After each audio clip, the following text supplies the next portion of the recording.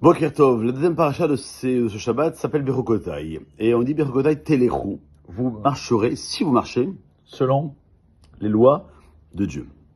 Cette paracha, elle parle des bénédictions pour ceux qui observent les commandements de la Torah et des bénédictions, Chachal Shalom, pour ceux qui ne suivent pas les directives de la Torah.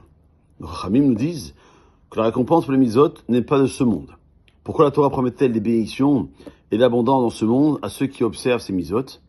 Et on nous explique par une analogie. Celle d'un homme qui roule sur l'autoroute et qui longe des aires de repos. Il trouvera nourriture, logement et autres commodités dont il a besoin au cours de son voyage. Mais il s'écarte de l'autoroute dans le cas où il le désire et il essaie de trouver un autre itinéraire.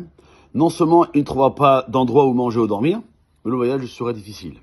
S'il coupe à travers la forêt, il rencontrera des épines, des buissons, de nombreuses embûches, et alors qu'il peine pour se dégager de ces obstacles, il s'enfoncera de plus en plus dans la forêt. L'homme qui suit le chemin de la Torah, le chemin des mitzvot, des commandements, rencontrera une multitude de bénédictions. Non pas en tant que récompense pour ses actes, mais parce qu'il suit le bon chemin où les greniers de l'abondance, dit le texte, sont proposés aux voyageurs.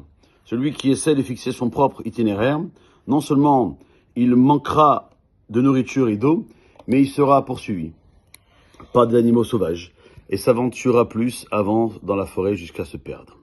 Et bien c'est ce qu'on dit dans les grottes relatives à la Teshuvah, que les prophètes, les sages, attendaient l'arrivée du Mashiach pour être libérés des obstacles dans leur service divin. C'est notre but.